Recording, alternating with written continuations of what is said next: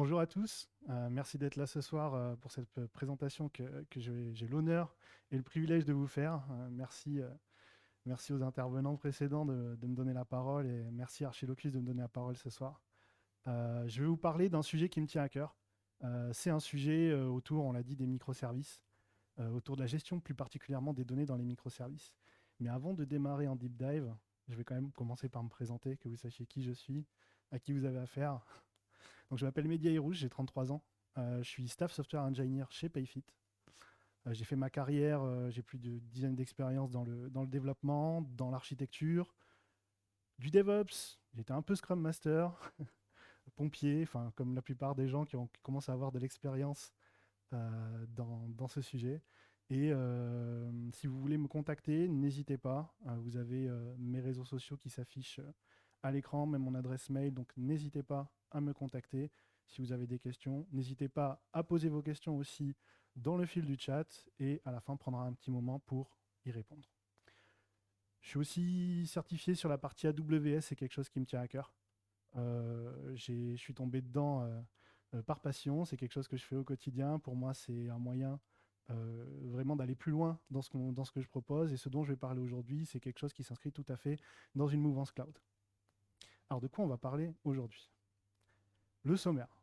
On va parler dans une première partie rapidement des fondamentaux, des microservices et qu'est-ce qu'il y a au-delà du buzzword, histoire qu'on parle tous le même langage au cours de cette présentation. Donc c'est un petit peu ça sera notre ubiquitous language à nous. On va parler des challenges que ça peut poser la donnée dans un écosystème de microservices. On parlera ensuite de la consistance des données, on va définir qu'est-ce que c'est et comment on peut la garantir dans un système distribué que sont les microservices. On parlera des sagas, on verra qu'est-ce que c'est ensemble. Et on parlera enfin de comment CQRS peut nous aider, additionné à tout ce que je viens d'expliquer là, à atteindre nos objectifs et à atteindre ces objectifs de consistance et de cohérence de la donnée dans un système distribué. Et à la fin, il y aura un temps pour vos questions. Alors au-delà du buzzword, qu'est-ce que c'est un microservice? Bon, les microservices, ça a émergé, hein, parce qu'on dit souvent que le bon pattern est émergent. Ça a émergé dans notre métier pour atteindre des objectifs qui étaient nouveaux, qui arrivaient dans le marché, comme des objectifs de scalabilité, de résilience, de facilité à déployer des choses dans des équipes qui sont séparées, mais qui pour autant travaillent sur un même produit. La capacité aussi à agréger des technologies différentes pour adresser des besoins différents. Par exemple, si mon application est développée en Java, principalement, et que je veux y insérer un chatbot, et que j'ai envie de faire mon chatbot en Python parce que c'est des technologies qui sont peut-être plus intéressantes pour moi à ce moment-là, avec une base Elasticsearch derrière, pourquoi pas, eh ben, c'est des choses que les microservices vont nous permettre de faire tout en gardant une certaine cohérence de la plateforme. J'aime bien dire l'écosystème logiciel qu'on va produire. Ça permet aussi d'avoir, quand on scale, et j'aime bien ce mot de scalabilité, c'est-à-dire ça permet d'avoir des équipes qui vont être, quand on commence à avoir des équipes qui grossissent, et qu'on commence un peu à se structurer pour adresser plusieurs problématiques, implémenter plusieurs besoins, ça va être intéressant à la fois de mettre, au travers de l'agilité, une organisation d'équipe qui va bien, de l'agilité à l'échelle, pourquoi pas. Ça va être intéressant aussi de s'intéresser aux sujets comme le DDD pour définir son domaine, enfin ses domaines, que ce soit le DDD stratégique, tactique, son ubiquitous language. Et je trouve que les microservices, ça peut être une arme pour pouvoir adresser les concerns qui vont être plus techniques. Donc une fois qu'on a dit ça ne veut pas dire que c'est un go-to. Ça ne veut pas dire que le réflexe, c'est OK, ça a l'air cool son truc, microservice tout le temps, microservice partout. Non. Les microservices, attention, ça ne sert pas, c'est pas la silver bullet, c'est pas la balle d'argent, ça ne sert pas à adresser toutes les problématiques de la Terre et ça ne va pas les résoudre magiquement.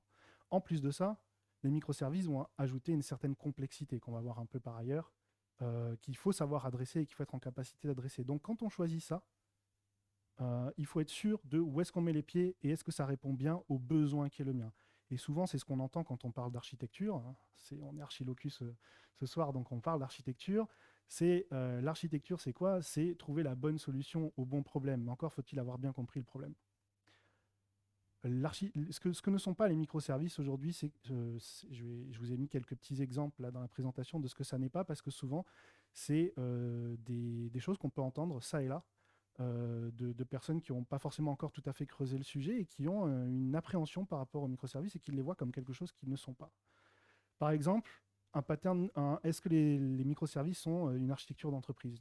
Non, et pourtant, ça m'est déjà arrivé d'entendre dans des prestations de conseil, par exemple, les microservices, faut mettre toute l'entreprise en microservices et tout ce qui est tous les softwares de l'entreprise, que ce soit du système d'information interne ou externe, ça doit être du microservice qui se parle, qui partage des besoins métiers. Et non, on va voir qu'il y a quand même une notion d'écosystème, une notion de plateforme dans les microservices, une notion aussi d'adresser une problématique, un besoin commun. C'est pas non plus un monolithe distribué. Souvent, on s'est dit, on commence avec un monolithe, on développe, et il devient gros, il est difficile à maintenir, il est difficile à déployer, on commence à avoir plusieurs équipes qui doivent se synchroniser. Ça devient difficile, tiens, si on découpait le monolithe en petits morceaux qui vont travailler ensemble, et ça sera plus facile pour nous, ça va résoudre magiquement tous nos problèmes de synchronisation d'équipes, des pratiques de développement et aussi du delivery. Ceux qui ont déjà essayé, en général, je pense que vous allez vous reconnaître, c'est mon cas aussi, ça ne marche pas aussi magiquement qu'on pourrait le penser au premier abord. Enfin, ce n'est pas un modèle de communication que j'ai appelé, j'aurais dû mettre des guillemets, pardon, free to play. Ça ne va pas remplacer l'APIisation de votre système d'information, ça ne remplacera pas non plus votre API gateway d'entreprise, c'est pas fait pour ça. Et enfin, ce n'est pas un but en soi de faire du microservice. D'accord. Le microservice, on ne fait pas de microservice pour se faire plaisir, parce qu'on est technophile et pour faire du microservice. On en fait, comme j'ai dit, parce qu'on veut répondre à un besoin, à des SLA, qui implique de devoir aller sur ce modèle. Et on va voir pourquoi. Il faut bien sous-peser cette décision. Il faut bien qu'elle soit légitime parce que ça va entraîner derrière nombre de techniques, de méthodologies et de savoir-faire. Alors j'ai souvent coutume de dire la fameuse citation Spider-Man, avec un grand pouvoir viennent de grandes responsabilités. Oui, aller sur un microservice, ça peut paraître une décision comme ça anodine, mais derrière ça va impliquer beaucoup de choses. Dans cette présentation, ce qu'on va voir, c'est que les microservices donc apportent de la complexité, du challenge, et que ça doit toujours être un choix orienté, choisi et assumé, et pas un choix par la hype ou par le buzzword. Quelques petits fondamentaux sur lesquels on va passer rapidement. À la base, d'où naît le besoin des microservices? On s'est rendu compte qu'on faisait cohabiter plusieurs besoins, plusieurs spécificités métiers au sein d'un même livrable qu'on appelle souvent monolithe, qui est un livrable qu'on va pousser sur notre environnement de production et que nos utilisateurs finaux vont consommer à terme. Et on se rend compte que c'est difficile à maintenir quand ça devient vraiment gros et qu'on fait cohabiter plusieurs besoins métiers qui parfois n'ont rien à voir les uns avec les autres. Ça, c'est pour la partie un petit peu scalabilité du code, de la partie logicielle, mais aussi au niveau de l'infrastructure. Vous pouvez avoir certains services qui sont très consommateurs en ressources et avec des besoins en termes de capacité d'être élastique qui vont être importants, et d'autres pas du tout. Donc c'est intéressant d'avoir la capacité de produire le code et ensuite aussi de l'héberger sur des conteneurs qui vont être différents et qui vont être managés différemment. En termes d'organisation d'équipe, on a eu tendance par le passé aussi à reproduire des réflexes, c'est un petit peu le principe de la loi de Conway, des réflexes en termes d'organisation qui se sont reflétés jusqu'à dans nos logiciels. On avait des équipes qui étaient organisées souvent par spécialité, ce qu'on appelait les silos techniques, et on avait des personnes qui étaient spécialisées dans le front, des personnes spécialisées dans le back, des personnes spécialisées en Java, des personnes spécialisées en réseau, des personnes spécialisées en stockage, etc. Et quand on devait faire un projet tous ensemble, souvent, c'était parfois compliqué parce que chacun travaillait sur son layer, sur sa tranche de lasagne.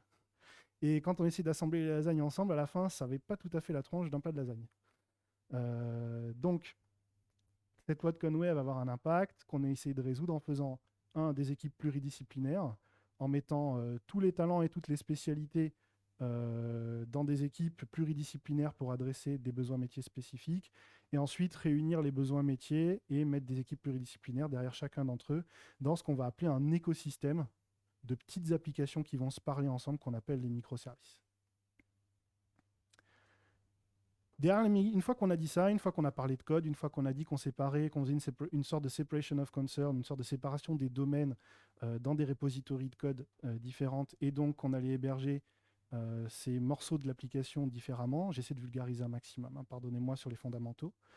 Il faut aussi que chacun et sa propre source de données. Parce que si on essaie de découpler au niveau applicatif, mais que derrière, à encore un plus bas niveau, ce qu'on voit sur ce slide, mes données qui sont ce à quoi sert mon application, c'est-à-dire aller chercher les données, aller écrire des données, sont toutes dans un même composant, finalement, le découplage qu'on a fait au niveau applicatif, il existe toujours plus bas au niveau des données. Donc si on veut atteindre cet objectif d'avoir un couplage le plus faible possible de notre plateforme applicative globale, de notre écosystème de microservices, il faut aussi que les données le soient.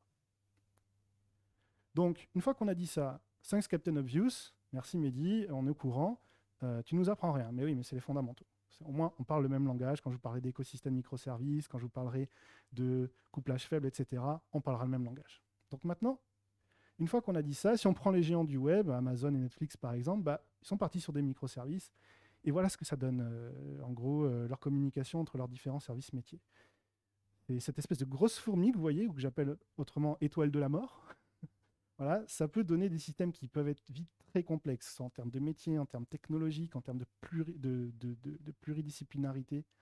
Et si on veut pouvoir adresser ça de façon la plus simple possible, en tout cas la plus fiable possible, il faut prendre en compte cette nouvelle complexité qu'on induit, cette espèce de réseau neuronal qu'on voit apparaître sous nos yeux sous forme d'étoile de la mort. Donc oui, après on peut faire ce genre de tête quand on voit ça, mais vous inquiétez pas, on a des méthodes et on a de quoi faire pour pouvoir gérer ce challenge. Donc celui sur lequel on va s'attarder là maintenant, c'est le challenge de la gestion de la donnée. Vous l'avez vu dans mes espèces d'étoiles de la mort. Bah, si on a tous ces points de connexion, toutes ces terminaisons qui communiquent ensemble, eh ben, on a de la donnée qui va transiter à travers beaucoup de services métiers. Et on va se poser la question de où est-ce que ça commence, où est-ce que ça s'arrête, et comment je suis sûr que j'interroge une donnée qui est terminée d'être mise à jour, ou en tout cas qui est consistante, c'est-à-dire que je peux consommer en tant que tel. C'est à ça qu'on va s'intéresser, on va essayer de comprendre ce challenge que je vous définis là et de regarder plus en détail de quoi il s'agit. Première chose, les microservices, c'est une architecture, c'est un style architectural qui permet de structurer une application avec un ensemble de services qui sont découplés et organisés autour de concerns métiers, ce qu'on appelle les business capabilities, c'est la capacité à délivrer des actions métiers. D'accord ? Donc par exemple, dans une application, pour gérer des prêts, j'ai peut-être un microservice qui va gérer les crédits, un autre qui va gérer les débits, peut-être pas une bonne idée, mais voilà, imaginons, et un autre microservice qui va être responsable d'accorder des prêts. Peut-être que le microservice qui est responsable d'accorder des prêts, ça va être intéressant pour lui d'aller voir un petit peu, est-ce que vous claquez pas des bouteilles de champagne tous les samedis en boîte de nuit pour savoir si vous êtes quelqu'un avec qui on va vouloir prêter ou quelqu'un à qui on va pas vouloir prêter. D'accord ? Donc ça va être intéressant que ces services puissent communiquer. Et ça va être intéressant que chacun soit responsable de son business. C'est-à-dire que celui qui accorde les prêts, c'est pas son sujet, les débits et les crédits, et vice-versa. C'est finalement, si on va plus loin, c'est l'application du principe de separation of concern appliqué un petit peu à notre architecture logicielle. De plus en plus. Un microservice bien designé, selon le livre de Sam Newman, Building Microservices, si vous intéresse, donc Building Microservices de Sam Newman, il dit un microservice et un service finalement, en référence à la SOA, la Service Oriented Architecture, même combat. Il doit être meaningful au niveau business, c'est-à-dire qu'il doit vraiment signifier quelque chose au niveau business et apporter ses propres règles métiers. Il doit être, en l'occurrence, adressable par ce qu'on appelle souvent en agilité une pizza team, 5 à 8 personnes à peu près. C'est pas de la grosse science, ça dépend si vous aimez manger de la pizza ou pas. Et il doit être délivrable à haute fréquence. D'accord ? C'est-à-dire que moi, par exemple, si je travaille sur le fameux service des prêts, et que j'ai envie de délivrer de la fonctionnalité toutes les semaines, parce qu'on a décidé d'être dans un rythme toutes les semaines, en extreme programming, et que l'équipe d'à côté, eux, ils ont décidé peut-être d'être en Scrum avec un délai peut-être de 3 semaines pour délivrer des fonctionnalités. Il faut qu'on puisse le faire chacun à son rythme, sans interdépendance les uns les autres, et sans qu'on soit obligé d'attendre tous une même fenêtre de mise en production. Sinon, on va casser notre principe des microservices à tous vouloir s'attendre, et ça ne sert à rien de bosser chacun de son côté. Je vous ai mis un exemple d'architecture microservice pour que tout le monde ait cette image en tête après quand on va discuter. Globalement, le principe... Alors, c'est une architecture très sommaire et ça a le mérite de planter le principe global. Globalement, on va avoir des requêtes clientes qui vont entrer sur une couche d'API. D'accord ? et cette couche d'API qui peut être matérialisée par un API Gateway qui va router les requêtes vers les bons microservices, qui peut être du service mesh si vous êtes sur du Kubernetes, sur du trafic Est-Ouest, etc. Peu importe finalement la technologie que vous allez avoir. Ce qui va être intéressant, c'est que vous allez router des requêtes vers le bon service grâce souvent à une registrie qui va dire si tu veux faire telle action sur telle route, ça va aller plutôt vers ce service-là. Si tu veux aller vers tout ce qui est paiement, tu vas mettre /paiement dans ton URL et tu vas atterrir sur mon microservice qui gère les paiements. Et derrière, patron de conception logicielle, au regard des développeurs, en fonction de ce qu'ils vont implémenter, ça peut ne pas toujours être le même. Je peux avoir dans un service A quelque chose qui va être très orienté événementiel, avec du CQRS, des bus, etc. Et dans un autre microservice qui va être très petit, décider de dire, nous on fait le pari que ce microservice, il ne va pas trop grandir, on va rester sur quelque chose d'assez monolithique. On va être une stack Spring pour ceux qui font du Java, du Nest pour ceux qui font du TypeScript par exemple, peu importe. Et enfin, chacun sa base de données, sa persistance, et finalement, peu importe la technologie. Vous pouvez avoir une base de données Elasticsearch dans un service, une autre NoSQL, Mongo, une autre PostgreSQL dans un autre service, ce n'est pas un problème.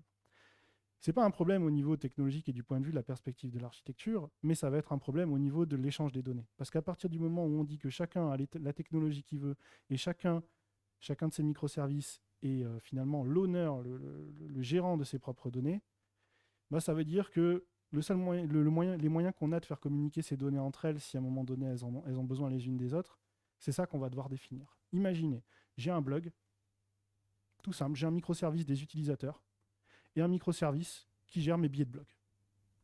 Et chaque fois qu'un utilisateur publie dans un blog, j'ai bien besoin de mettre dans son article de blog, dans les données que je vais afficher, l'auteur de ce billet de blog. Et donc, je vais devoir aller chercher dans le microservice des utilisateurs quel est l'utilisateur qui a écrit le billet. Donc, on voit bien qu'à un moment donné, on a beau cloisonner nos données chacune dans son microservice, il va y avoir besoin les uns des autres. Donc, comment ces microservices ils vont communiquer ces données? Alors, on pourrait dire qu'on va faire des DB links partout entre les bases de données, mais je pense que ça va plaire à personne, et on va reproduire finalement un couplage au niveau le plus bas, qui est quasiment l'équivalent de ma base de données sous-jacente pour tous mes microservices qu'on a défini comme étant plutôt un anti-pattern. Donc, il va falloir faire communiquer de la donnée dite encapsulée. Qu'est-ce que ça veut dire, la donnée encapsulée? Ça veut dire que chaque service qui est propriétaire de sa donnée va la servir à un autre par sa couche la plus haute. En général, ça va être votre API REST qui va communiquer via HTTP. Ça veut dire que ces services ils vont finalement s'interroger via HTTP. Et c'est OK. Ça ne pose pas de problème. Finalement, c'est qu'un protocole HTTP. D'accord ? Ce qui est important, c'est de pouvoir échanger les données dans un formalisme qui est établi, avec maintenant en plus les contrats entre les API du type OAS, Open API Specification, et même les contrats asynchrones quand on veut faire l'événementiel avec l'Async API. On est tout à fait en capacité de définir des contrats pour dire aux services comment ils vont s'appeler. Donc, on peut échanger, par exemple par protocole HTTP sur la couche HTTP, des données entre un service et un autre qui vont passer par leur couche la plus haute. Ça peut être des contrôleurs qui se parlent, ça peut être en événementiel, en asynchrone, on verra. Mais comment on fait pour maintenir la consistance? Imaginez, vous faites une commande Uber. Vous commandez un Uber pour vous déplacer parce que vous êtes en déplacement professionnel. D'abord, vous avez un premier microservice qui va vous estimer la durée de la course et combien ça va vous coûter. Ensuite, il y a un deuxième microservice qui va essayer de géolocaliser un conducteur Uber pour qu'il puisse venir accepter votre course et la prendre. Ensuite, un autre microservice qui va suivre le trajet et à la fin, un autre microservice qui va vous faire la facture et un autre le paiement. Vous voyez que dans ce cheminement-là que je viens de vous décrire, il y a une espèce d'aspect transactionnel. C'est-à-dire que pendant tout ce cheminement, ma donnée va passer par différents états. Et il va falloir que je sois en capacité de gérer ces états et gérer le fait que ces microservices qui se parlent communiquent et sachent quel est l'état de leurs données. D'accord ? Si je procède au paiement avant que la course soit finie, je peux avoir des surprises. Donc, et de même manière, si je procède au démarrage de la course avant même que le chauffeur ait accepté la course, ça peut poser problème. Donc, comment faire pour définir cette consistance de la donnée dans un système transactionnel quand on est en mode finalement distribué? Je vous rappelle le slide. On a plusieurs microservices. Je vais devoir passer dans mon cas d'Uber par peut-être 4 ou 5 de ces microservices pour faire une expérience utilisateur. Et comment je fais pour gérer la consistance de la donnée tout le long de cette expérience utilisateur? La définition d'une transaction, ce qui définit aujourd'hui une transaction dite acide, ça va être son atomicité, sa consistance, son isolation et sa durabilité. L'atomicité, ça veut dire que la transaction, soit elle a lieu, soit elle n'a pas lieu. D'accord? C'est du tout ou rien. C'est du mode tout ou rien. Donc soit on modifie les données une fois pour toutes, soit on ne les modifie pas, mais c'est du tout ou rien. La consistance, ça veut dire que avant et après qu'on ait exécuté cette transaction, la donnée doit toujours être intègre, consultable, pas altérée. L'isolation, ça veut dire que chacune de mes transactions doit être isolée et indépendante des autres transactions qui peuvent concourir en même temps, éventuellement, ou qui essaient de manipuler la même donnée. Et la durabilité, ça veut dire que les données qu'on manipule ne sont jamais perdues. Bon, ce qui va nous poser problème ici, on en a parlé, c'est ce principe de consistance. Et comment on va adresser ça? Aujourd'hui, dans une base de données, vous avez, pour ceux qui ont fait du PLSQL, ça va vous rappeler quelque chose, les fameux begin et end à la fin qui définissent finalement une transaction. Et tout ce qui se passe entre les deux, c'est un bloc, c'est une transaction. Et à la fin, vous avez le commit qui va mettre fin à la transaction. Ou tous ceux qui ont fait aussi du SQL dans des bases de données relationnelles avec le fameux commit à la fin, qui met fin à la transaction. Ceux qui ont développé aussi avec des bibliothèques, moi j'ai fait un peu de Java, un peu, mais j'ai fait du Java avec le fameux arrobas transactionnel pour Spring ou JavaX transaction, qui permettait de définir aussi une transaction tout au long de votre application. Et ça c'est ce qui va permettre en fait de définir le début et la fin. Comment on va faire, sachant qu'on n'est plus dans un monolithe, pour définir le début, la fin de notre transaction, et gérer tout ce qui peut se passer le temps qu'on passe du début à la fin? On pourrait se poser la question d'utiliser le fameux Two-Phase Commit Protocol. C'est ce qui est utilisé par HTTP, c'est-à-dire que j'envoie une requête et je reçois une réponse. D'accord? Et tant que je n'ai pas processé la requête, processé la réponse et acquitté du fait que je l'ai bien reçue ou d'un message d'erreur, je n'altère pas la donnée. Et bien, le problème, c'est que ça peut être un single point of failure dans notre architecture. Ça peut être l'endroit où, si quelque chose se passe mal, ça va mettre fin à toute notre transaction. C'est aussi très chatty, comme on dit en anglais, c'est-à-dire que ça va entraîner beaucoup de communication, ça va faire beaucoup de messages et potentiellement beaucoup de retry. Ça va être aussi une méthode où on ne va pas pouvoir forcément, comme dans du streaming ou du real-time, envoyer des gros volumes de données. Et en plus, la plupart des bases NoSQL ne vont pas supporter ce mode de fonctionnement. Donc, ça ne va pas forcément répondre à notre problème. Donc, comment on va faire pour requêter des données de façon consistante dans un système distribué? C'est là que je vais introduire le principe des sagas. Les sagas, contrairement à ce que beaucoup de gens pensent, ça existe depuis super longtemps. C'est un papier qui a été écrit en 1987 qui explique ce principe d'enchaînement en fait. Et c'est quoi ce principe d'enchaînement, nous, appliqué à notre architecture logicielle? C'est qu'on va dire, un service, il va communiquer avec un autre service en lui passant un message, en lui passant un événement, en appliquant des principes comme le fire and forget, c'est-à-dire j'envoie un message et puis une fois que je l'ai envoyé, c'est plus mon business, il s'en débrouille. C'est le service d'après qui s'en débrouille, etc. pour passer dans chacun de nos services.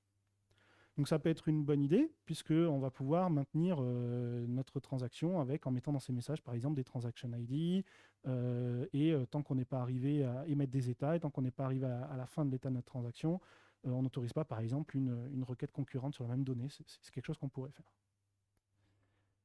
Il y a deux patrons, deux patrons de conception qui existent autour de des sagas aujourd'hui, l'orchestration et la chorégraphie. Le problème de l'orchestration, c'est que si j'ai une grappe, comme vous voyez sur mon dessin, de services qui s'appellent les uns les autres, qui commencent à avoir plus de 2 étages de profondeur, si à un moment donné ça casse au milieu de la chaîne, je peux avoir fait beaucoup de travail pour rien.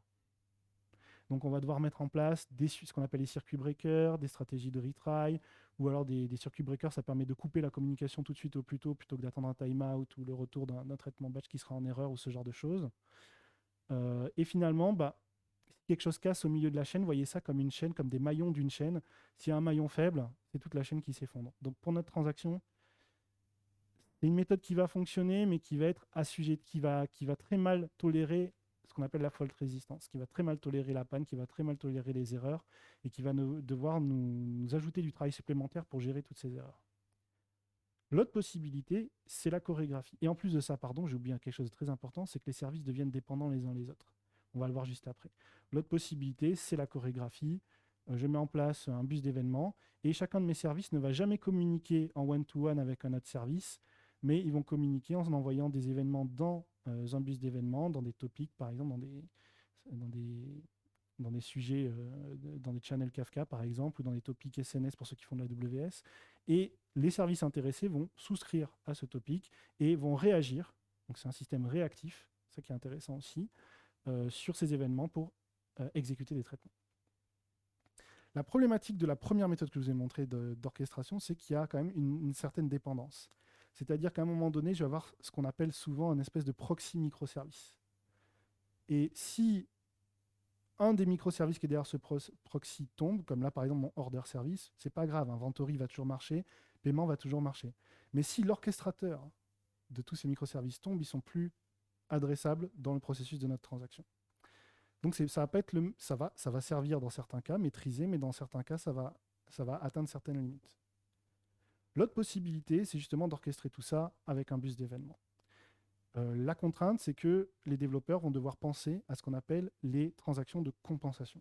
C'est-à-dire que si je chaîne mon service des commandes avec mon service des paiements, mon service des réservations et mon service des notifications, si à un moment donné quelque chose se passe mal dans la chaîne, on va devoir créer ce qu'on appelle ou pas, hein, mais en tout cas, il va falloir penser à un principe de compensation et potentiellement de faire une transaction de rollback ou de dire qu'est-ce qui se passe si une transaction n'arrive pas au bout, comment je fais pour remettre, par exemple, la chambre qui était en cours de réservation en disponibilité dans mes stocks, par exemple.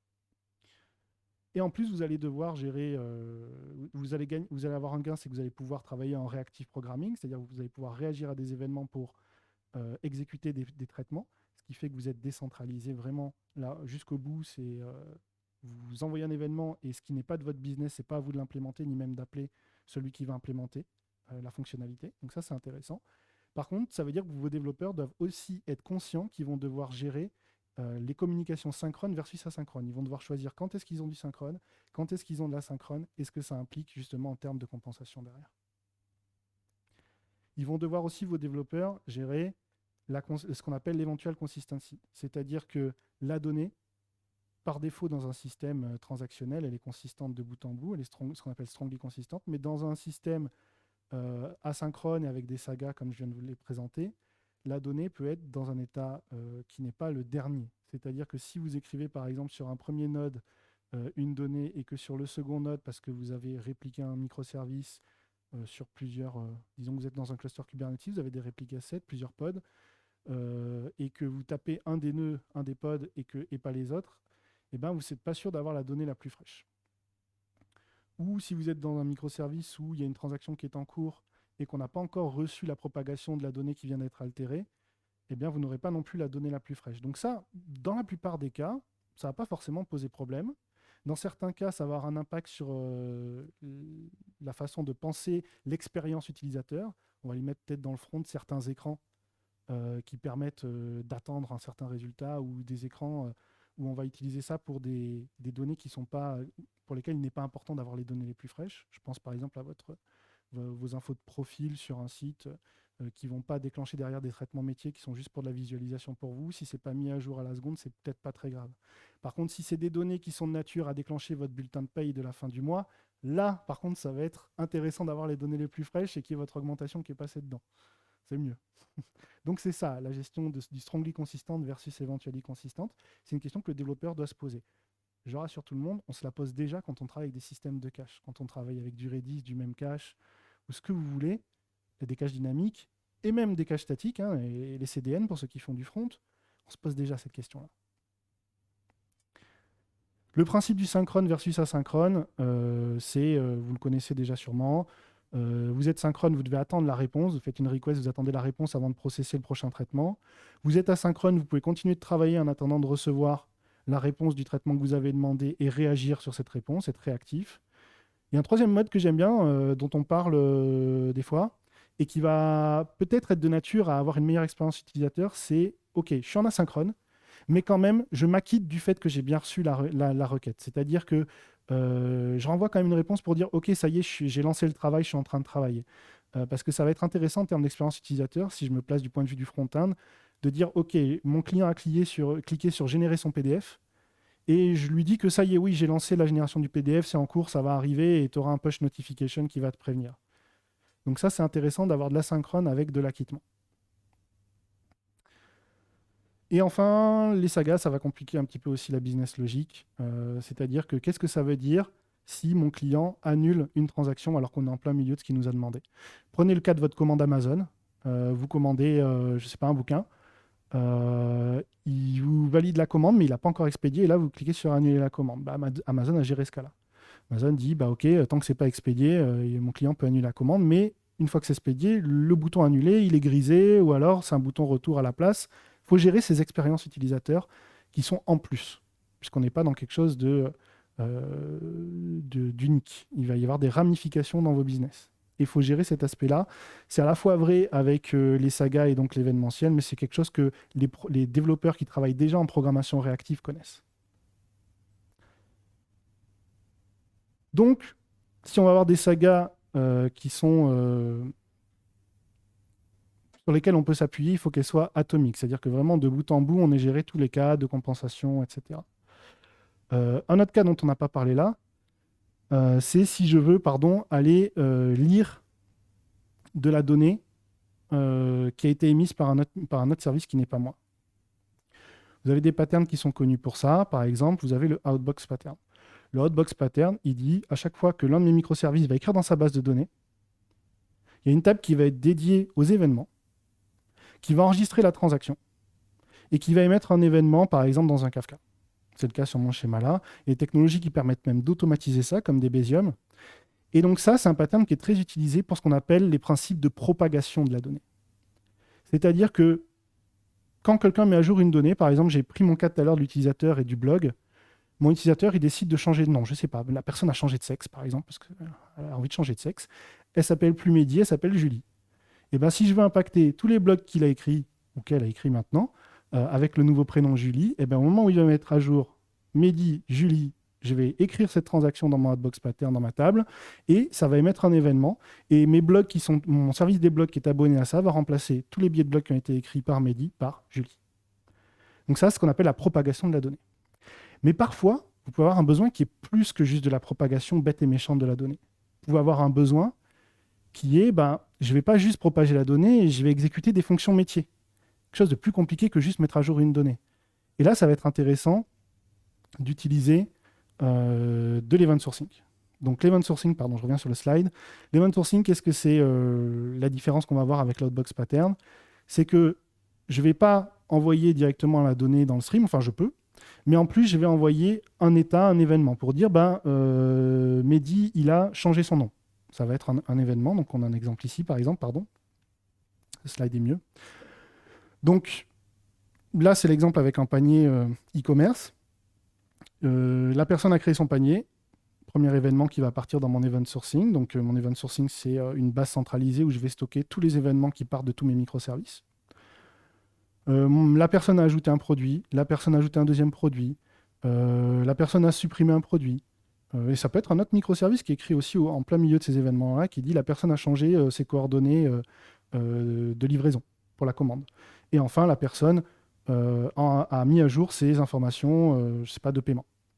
Tout ça, c'est des événements qu'on va stocker, éventuellement adjacents à de la donnée, si besoin, dans l'event sourcing, dans l'event store, pardon. Et l'event sourcing, ça va consister que chaque microservice a écrire ces événements-là et que chaque microservice souscrive aux événements des autres qui les intéressent. Donc, comment ça va marcher? On va utiliser le principe du topic, du channel. On va s'abonner à un topic ou un channel. Et tous les événements qui vont arriver là, je vais potentiellement, si je suis intéressé, comme le principe du flux RSS, je m'abonne à ce qui m'intéresse. Le microservice va faire pareil, va s'abonner à ce qui l'intéresse en termes d'événements. Et il va déclencher des fonctions métiers qui lui sont propres sur réception de ces événements. Donc, on a une architecture globale, un système global qui est réactif. Et donc, la dernière chose qu'il nous reste à tacler, si je peux dire, c'est la partie qu'est-ce qui se passe si je veux faire un read au milieu d'une transaction qui est en cours. Parce que là, on a vu très bien, quand je suis dans le cadre d'une transaction, chaque fois que j'ai une étape, je vais émettre un événement dans l'event store et je suis capable, cet event store va être ce qu'on appelle une single source of truth, la source de vérité, et je vais être capable à un moment donné de savoir où en est ma transaction. Mais si je veux lire au milieu d'une transaction, comment être sûr que je vais pouvoir lire de la donnée qui est intègre, qui est consistante? Eh bien, c'est là que rentrent en jeu les architectures, le patron CQRS. Imaginez que vous voulez retrouver une commande et cette commande, elle est décomposée des parties de cette commande, des fragments sont décomposés dans différents microservices qui gèrent toute une partie de cette commande, la partie paiement, la partie article, la partie delivery, etc. Que sais-je. Vous pourriez faire ce qu'on appelle le composition pattern, c'est-à-dire que votre front-end, ce que je ne vous recommande pas, ou votre back-end for front-end, c'est moins pire. Votre back-end for front-end va agréger et va être responsable d'aller contacter les bons microservices pour reconstituer la donnée globale de votre commande. Mais en termes de responsabilité, ça veut dire qu'il y a une partie de la reconstitution d'une commande globale qui est portée par un tiers, qui va être le back-end for front-end, par exemple, qui va vite devenir complexe. Et ce n'était pas l'esprit des microservices qu'on avait fait à la base, où chacun était responsable des données qu'il possède. En plus de ça, comment s'assurer que la donnée qu'on va aller interroger, elle est bien issue d'une transaction qui s'est bien terminée, elle est bien dans l'état où on veut la récupérer. Ça peut vite devenir painful. Et c'est là qu'on va mettre en place ce genre d'architecture, c'est-à-dire qu'on va séparer l'écriture de la lecture grâce au Command Query Responsibility Segregation. Et adjacent à l'event sourcing, on va pouvoir dire, quand une transaction atteint un certain événement qui a été stocké dans mon event store, je vais la pousser vers une vue matérialisée, vers une base où on considère que la donnée est strongly consistante, c'est-à-dire que là, elle est dans un état fini par rapport à la dernière transaction qui est passée. Et à contrario, si quelqu'un veut veut me contacter pour avoir la donnée éventuellement consistante et que ce n'est pas important de l'avoir strongly consistante, on peut directement interroger la base primaire. Et tous ces événements de query, donc de requête, de commande, d'exécution ou d'événements, vont passer dans un bus d'événements piloté par l'Event Store. Donc ça veut dire qu'à chaque fois qu'on va écrire une commande qui va écrire un événement dans l'Event Store, il va y avoir un microservice derrière qui va peut-être s'abonner à cet événement et qui va y souscrire pour exécuter un traitement métier ou aller mettre à jour des données dans une table, une vue matérialisée, une table qui lui est propre pour servir des données qui sont sèches. Donc ça, c'est vraiment, si vous voulez être sûr, que vous interrogez des données qui ne sont pas en cours de modification dans le cadre d'une transaction. Donc vous séparez vos reads avec ou vous mettez dans une base que les transactions terminées de vos writes qui vont déclencher des événements et de la transformation de données. Donc finalement, cette approche CQRS, on voit vite elle va vite devenir nécessaire dans une architecture event sourcée. Elle va permettre une meilleure separation of concern pour vraiment avoir des commandes et des queries qui vont être séparées et pour avoir un modèle d'interrogation de la donnée et un modèle de transformation de la donnée. Ça va augmenter votre capacité à être scalable et performant puisque vous pouvez très bien mettre une stratégie de read intensif sur la partie lecture et pas forcément sur la partie écriture si vous n'avez pas de write intensif, donc même au niveau de l'infrastructure. Par contre, ça ajoute, comme vous l'avez vu, de la complexité. Étant donné qu'on a ces espèces de vues matérialisées pour les reads, ça veut dire qu'il y a de la réplication de données d'un microservice vers un autre, et ça veut dire qu'il peut y avoir du replication lag, c'est-à-dire de la latence dans la réplication des données si on n'a pas un système qui est très performant et bien tuné. Et on va avoir, si on passe pas, et on va avoir de la lecture qui va être éventuellement consistante parce que la vue matérialisée qu'on va interroger, c'est la dernière donnée issue de la dernière transaction qui s'est terminée, mais peut-être qu'il y a des transactions en cours et que je n'ai pas encore le résultat. Donc finalement, les microservices, à partir du moment où on a dit que c'était important qu'ils aient leur propre source de données pour pouvoir assurer un couplage faible de bout en bout, ça va être intéressant de gérer ce qu'on appelle les transactions dans un système distribué. Et ça devient un sujet que vous avez vu qui peut être compliqué, mais on a les armes pour ça. Les sagas vont nous aider à maintenir la consistance et le CQRS va nous permettre d'avoir à chaque fois des transactions où on peut séparer la partie résultat lecture de la partie appréhension de l'exécution de programmes complexes. Voilà pour la présentation. Je ne sais pas si vous avez... J'ai vu le chat défiler, il doit y avoir quelques questions. Donc je vais passer la main à mes camarades pour dérouler les questions et voir ce à quoi je peux répondre. Ben, merci Mehdi pour cette présentation. Je trouvais hyper intéressant de retrouver les différents patterns d'architecture qu'on peut mettre en place pour répondre à des problèmes, comme tu dis, que les microservices apportent. Ce n'est pas la solution à tout. Il y a une première question dans le chat qui est, est-ce qu'en termes de conception, on peut définir les objets métiers et leur utilisation pour finalement aligner la définition de données, avoir une meilleure visibilité? Ce ne serait pas une bonne pratique? Absolument, excellente question. J'en ai pas parlé là parce que cette présentation faisait le focus effectivement sur la partie un peu plus technique et architecture, mais tout à fait. Ce dont on se rend compte souvent, c'est quand on part bien en tête dans la partie technique et qu'on oublie avant de faire la partie architecture fonctionnelle, définition du domaine, c'est-à-dire la partie DDD un peu plus stratégique, définir quels sont les différents métiers et faire cette cartographie-là, et bien très vite, on se heurte au mieux à des refactoring compliqués parce qu'on se rend compte à un moment donné qu'il faut séparer des business, au pire à des mauvais choix qui peuvent être tout de suite très coûteux. Donc oui, l'amont de tout ça, c'est de prévoir une bonne archi fonctionnelle et à mon sens, moi en tout cas c'est ce que je fais dans mes expériences, c'est DDD stratégique et définition des différents domaines et sous-domaines. Et j'ajouterais qu'il ne faut pas hésiter à se reposer la question 6 mois plus tard, un an plus tard, notre business. Et du coup, si on a un design de microservices qui met en exergue en fait, des problèmes de données entre deux microservices, peut-être qu'il faut les regrouper, les merger. Et je pense qu'il ne faut pas hésiter à se reposer la question. Effectivement, je n'ai pas parlé de l'aspect incrémental qui, voilà, pour moi, découle aussi de l'agilité. C'est que non seulement c'est souhaitable de toujours se reposer la question à la fois d'un côté technique, est-ce que je refactorerai pas les choses comme ça, est-ce que j'appliquerai pas un nouveau design pattern ici parce que c'est plus, ça correspond plus à mon besoin, et même au niveau fonctionnel, se poser la question de merger les microservices qui auraient des concerns ensemble qui seraient trop petits, en découper d'autres qui commencent à devenir trop gros, revoir à chaque fois cette cartographie de domaines et de sous-domaines, et ça c'est un processus. Pour moi, le processus incrémental et de remise en question permanente, il est vrai au niveau fonctionnel, il est vrai au niveau technique. Et pour moi, un bon design, il est émergent et il doit surtout accepter le changement. C'est ce qui garantira notre scalabilité. Et en ce sens, je trouve que les microservices, une fois qu'on a taclé tous les challenges, et Dieu sait que j'en ai montré pas mal déjà et qu'il y en a d'autres, nous permettent aussi, sont un merveilleux outil pour gérer cet aspect incrémental et cette scalabilité pour travailler sur des choses qui finalement sont plus petites. Et si je peux, en gros, c'est pour moi, c'est l'application du principe de décomposition de problème en sous-problème au niveau vraiment à un niveau encore plus poussé. Si vous avez d'autres questions dans le chat, n'hésitez pas. Moi, j'en ai une. Moi, je voyais qu'il y avait une question qui était que le volume était très bas. Est-ce que c'est toujours le cas? Est-ce que vous nous entendez bien? C'est rectifié par la technique. C'est magnifique. Cool.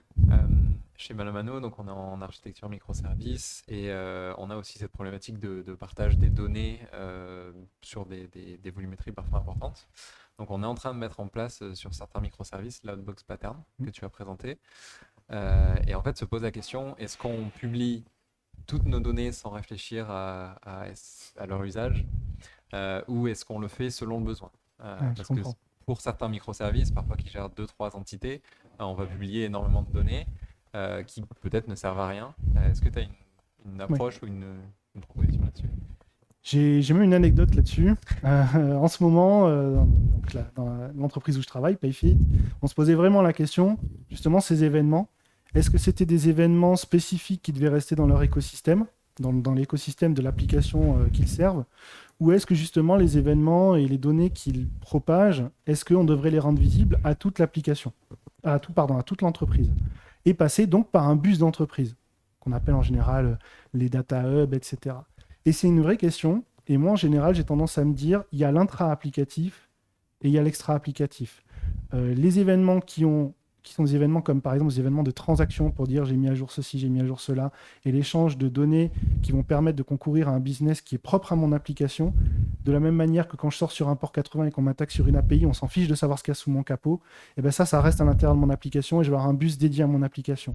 Par contre, il y a deux choses après pour répondre à la question, c'est je souhaite mettre ces données à la visibilité du SI. Déjà, pourquoi? Et le pourquoi induit souvent le comment.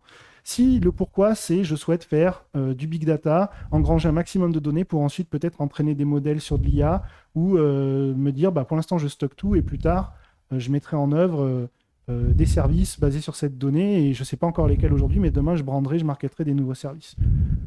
Pourquoi pas? On est plutôt dans un scénario là, Big Data, Hub 360, Data Mesh, etc. Là, c'est vraiment un concern de systèmes d'information et de produits qu'on va servir plus tard. Si, par contre, je souhaite faire communiquer je souhaite communiquer des données de mon écosystème. Vous allez voir que la notion d'écosystème de microservices, elle est importante dans cette question.